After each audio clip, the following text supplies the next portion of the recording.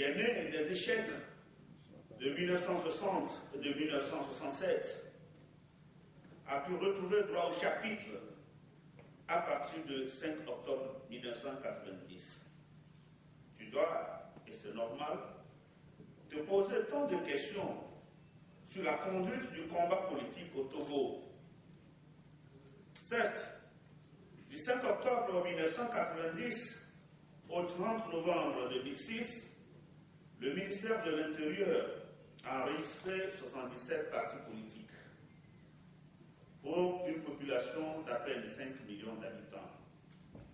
Et pour un petit pays comme le nôtre, alors aussi devras-tu t'interroger sur la raison d'être d'un nouveau parti politique qui, selon certaines analyses, ne devrait pas naître plutôt que de rejoindre d'autres partis. Alors, suivant d'autres analyses, on pourrait même dire que ce parti est de trop. Mais, durant cette période, de 1990 à ce jour, les Togolais ont pu placer leurs espoirs en des partis politiques qu'ils croyaient capables d'apporter des solutions à leur vécu quotidien. Que d'espoir dessus, si l'on peut comprendre et accepter le rendez-vous manqué de la conférence nationale, on ne saurait autant admettre l'enlisement politique dans lequel nous baignons et tout ce que cela comporte comme mal et désastre pour le peuple togolais. C'est manquer de réalisme que de croire que l'unique et l'entière responsabilité de l'échec incombe en totalité au pouvoir en place. Les partis en lutte pour l'alternance n'ont pas su lever le débat. Ils n'ont pas su se lever au niveau des grands stratèges.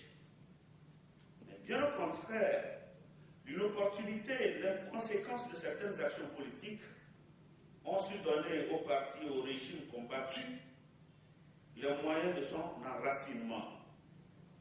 C'est justement à la préparation au manque de réalisme de certaines actions et stratégies politiques qu'il faut attribuer les raisons de l'échec. Aussi nombreux sont-ils les Togolais et Togolaises du nord, du centre et du sud, de l'est à l'ouest, et qui ont perdu toute confiance dans la chose politique et qui se laissent aller au fatalisme. Et c'est justement pour donner à ce peuple qui a tant souffert dans sa chair et dans son âme que 50 citoyens togolais ressortissant de presque toutes les localités du pays et des deux sexes ont le 18 novembre 2006 à l'hôtel Léo 2000 conjugué leur action dans la conscience que la démocratie, la liberté d'expression et l'alternance démocratique sont des bases de succès de toute politique de développement multiforme dans notre pays. Ils ont reconnu que l'injustice, la corruption, la recherche du profit maximal, l'impunité, la pauvreté, le gaspillage des ressources, l'ignorance, la violence et les perpétuelles violations des droits de l'homme sont à l'origine des souffrances de notre peuple. Ils ont également reconnu que sans affirmation et application complète de la règle d'égalité à tous les niveaux de la vie entre Togolais et Togolaises, il est impossible d'atteindre une véritable démocratie. Préoccupés qu'ils étaient par la dignité humaine, la protection et la sauvegarde de notre patrimoine culturel et social et économique, ils ont exprimé leur engagement à travailler pour redonner espoir à ce peuple, à combler le fossé entre riches et pauvres et à prôner un changement radical de comportement pour l'unité et la paix, et ceci dans une dynamique de nécessaire réconciliation de tous les Togolais dans l'harmonie, le consensus, la liberté et la responsabilité.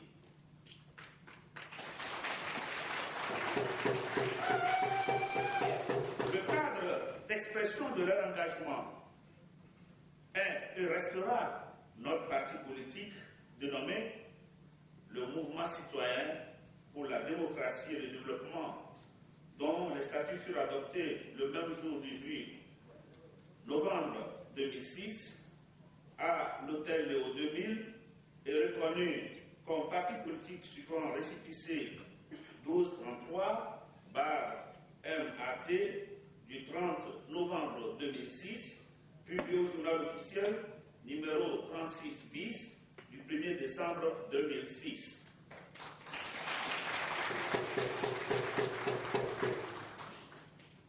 Ce parti qui est fondé a voulu rompre avec tout ce que nous avons vu jusqu'ici. Une très puissante idéologie peut s'avérer être un danger et l'absence d'idéologie est une aventure. Alors, les membres fondateurs se sont concertés et ont voulu doter notre nouveau parti d'une idéologie qui encadrera ses actions. Et cette idéologie, c'est la social-démocratie.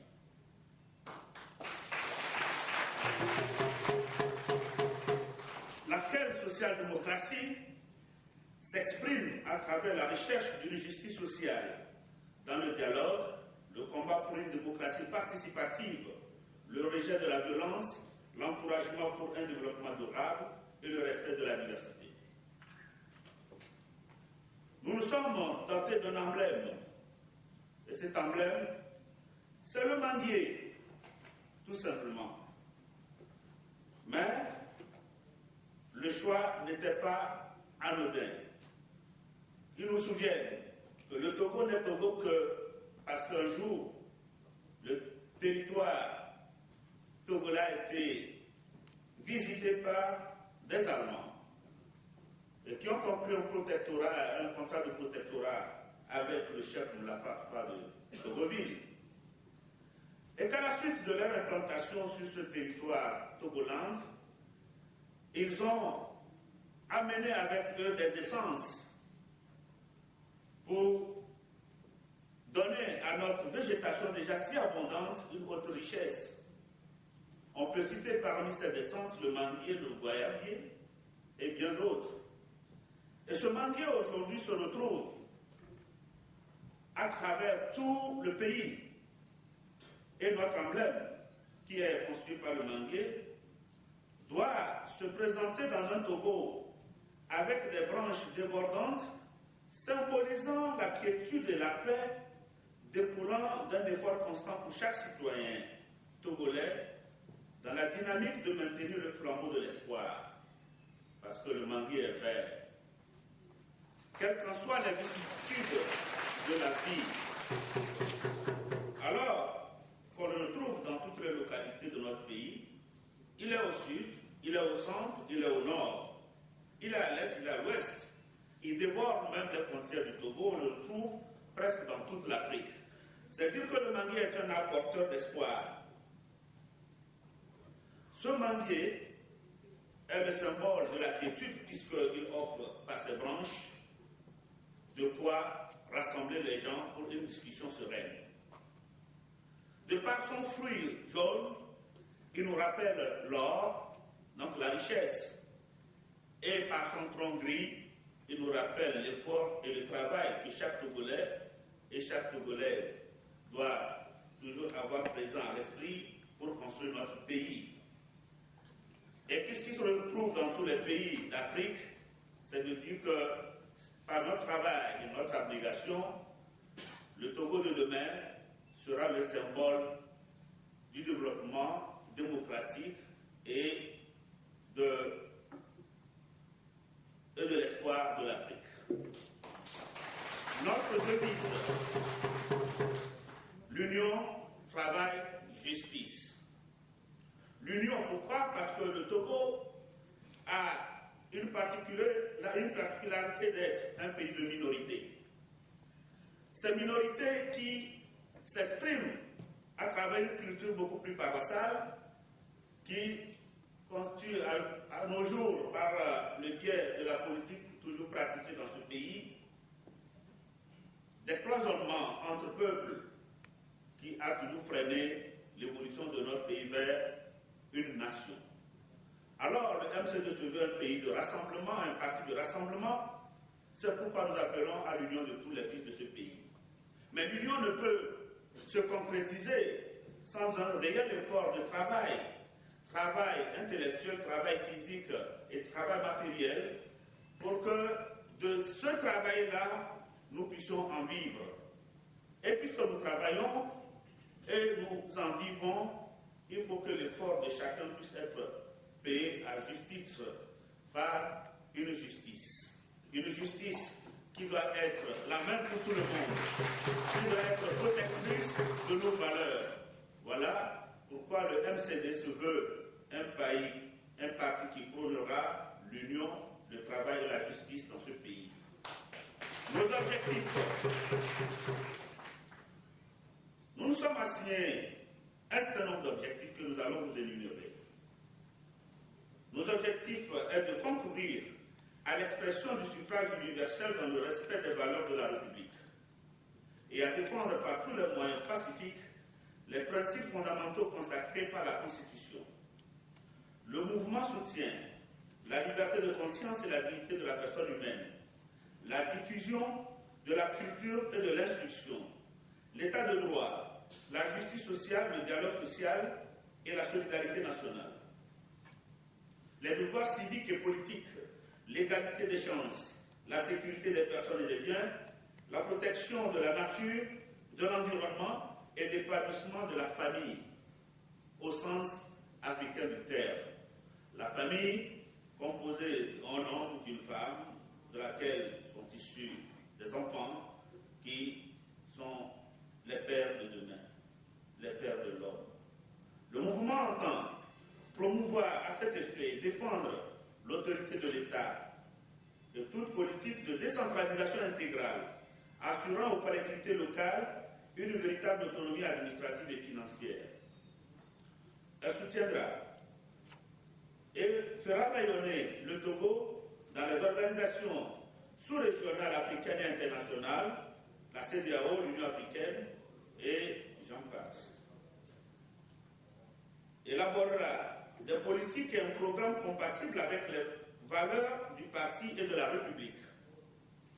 Elle va former et soutenir des associations partis à tous les niveaux de la vie nationale et travailler en solidarité avec les partis politiques du Togo et ceux du monde qui partagent les mêmes valeurs et les mêmes idéaux. Notre organisation, puisque la technique est au point, on va ensemble. Notre organisation, pour mener à bien ces activités, le parti s'est doté des organes ci-après. Le Congrès. Le Congrès constitue l'organe suprême. Il réunit tous les membres du parti, il définit les grandes orientations et délibère sur les actions et les engagements du parti. Le Conseil national. Le Conseil national est chargé de définir dans l'intervalle des sessions des congrès les orientations du parti et de leur exécution. L'université du parti. L'université du parti est l'organe de formation des cadres sur le programme politique et les orientations du parti. Elle définit les moyens pour la mise en œuvre du programme devant être porté à la connaissance des citoyens afin de garantir leur formation civique. Le Conseil politique. Le Conseil politique a pour rôle la coordination et la supervision des activités des différents organes du parti. Le Bureau national. Le Bureau national, où les membres sont élus par le Congrès pour une durée de 3 ans, sont directement élus par le Congrès le président, le vice-président, le secrétaire général et le trésorier. Les autres membres sont proposés par le président et soumis à l'adoption du Congrès. Qui vous plaise, m'accorder la faveur de vous présenter les membres du bureau présents dans la salle qui voudront bien se lever à l'énoncé de leur nom. J'appelle le premier vice-président, M. Tokanou Vincent.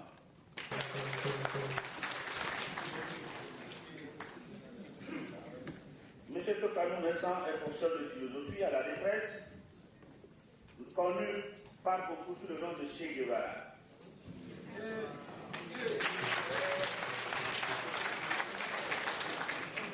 Le deuxième vice-président de notre mouvement s'appelle Adam Abdourahmane. Il est fondateur et transitaire de son État. Le secrétaire général de notre parti, Maître Atakwam Claude Dodi Agoui, malheureusement absent pour des raisons professionnelles parce qu'il a plaidé au tribunal pénal d'Arusha. Le secrétaire général adjoint, M. Matakam Mapele, qui est ingénieur en géodésie dans la salle.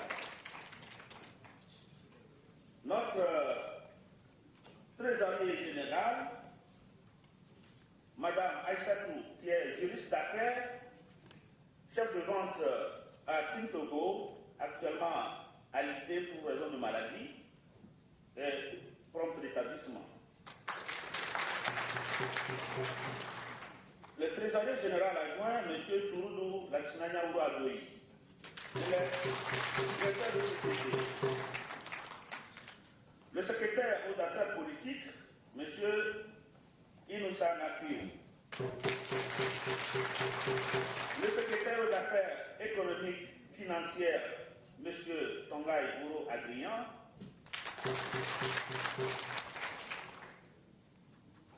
Le secrétaire aux affaires féminines, Mme Eden Adjovi Nyati, qui est actuellement en déplacement à l'étranger. Le secrétaire à la communication, Maître Kojo Ouzé Adjougan. Le secrétaire à la propagande et à la jeunesse, M. Baoubati Adol. Nous avons à notre siège un secrétariat administratif qui devra être très fonctionnel. Et à ce poste, nous avons M. Abbas Maman, qui est juriste en matière du droit social, qui est dans la salle. Nos commissions techniques, le parti et le bureau est appuyé par beaucoup de commissions techniques qui travaillent pour la mise en œuvre de notre programme politique. Nous avons des commissions techniques suivantes: la commission politique, la commission de l'économie et des finances, la commission des infrastructures économiques, la commission de décentralisation de l'aménagement du territoire, la commission de l'urbanisme et de l'environnement, la commission de l'agriculture, de l'élevage et de la pêche, la commission de la famille, de l'action sociale, de la santé et des affaires enfantines et féminines, la commission de l'éducation et de la recherche scientifique, la commission de la culture, de la jeunesse, des sports, des loisirs, la commission de l'industrie, du commerce, de l'entrepreneuriat et de l'artisanat, la commission de la sécurité et de la défense, la commission chargée des Togolais de l'étranger, la commission des droits de l'homme.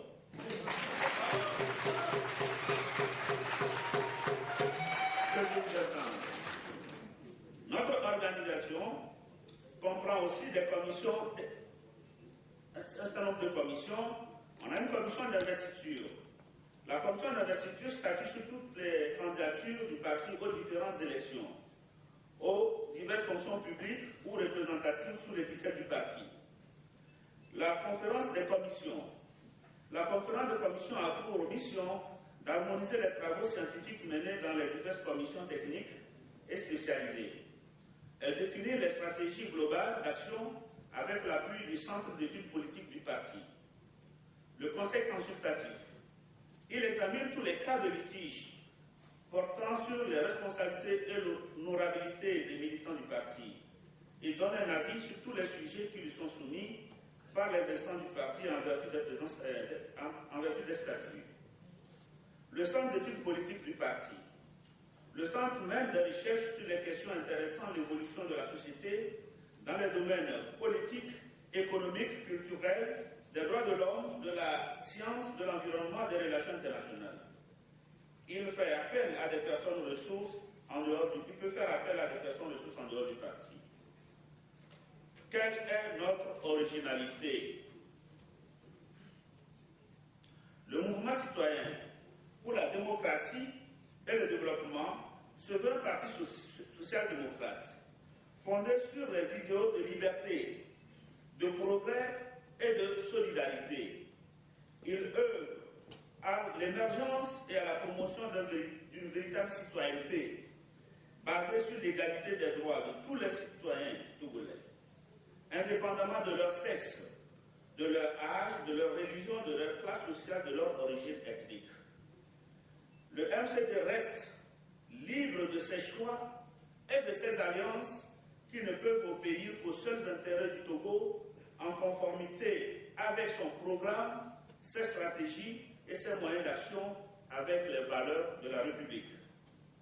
Le MCD se veut un parti avant-gardiste pour un changement réel dans la conception et la compétition politique, en élevant le niveau du débat politique sans verser dans le dénigrement, en sortant des clivages et des clichés habituels.